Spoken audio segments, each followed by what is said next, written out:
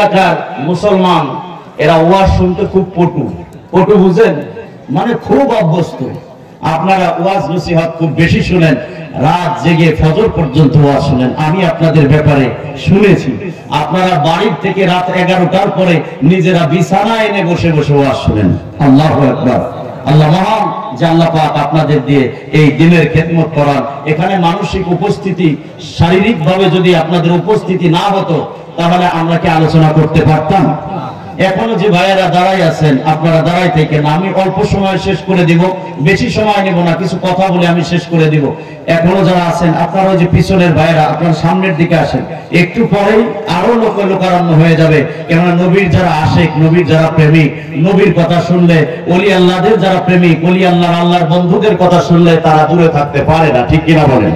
কোরআন হাদিসকে যারা ভালোবাসে, কোরআন হাদিসের কথা শুনলে কি তারা দূরে থাকে? তারা এসে ভরে যায়। তো তারা আস্তে আস্তে আসতেছে, আরো আসবে। আপনারা একটু সামনের দিকে আসেন আর পিছনের ভাইদের বসার জায়গা করে দেন। লা ইলাহা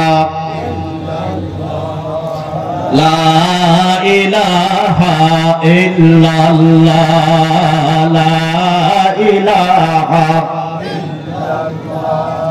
লা ইলাহা ইল্লাল্লাহ মুহাম্মাদুর রাসূলুল্লাহ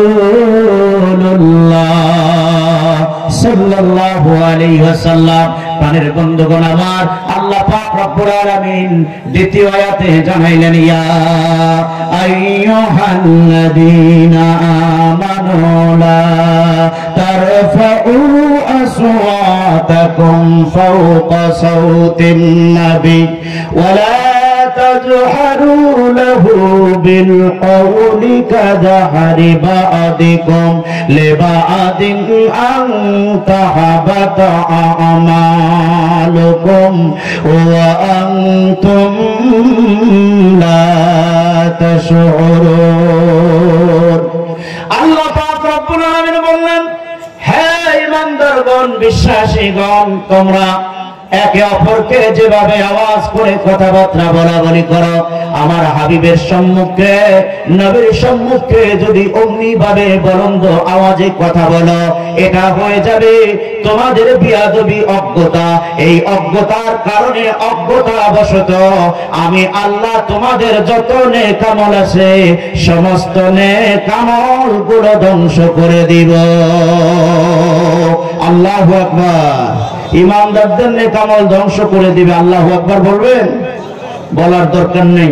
আল্লাহ পাক ইমানদারদের ঈমানকে হেফাজত করবেন। এইটা যখন শুনবো তখন বলবো আল্লাহু আকবার। জয় বলুন, ঠিক কিনা? আমার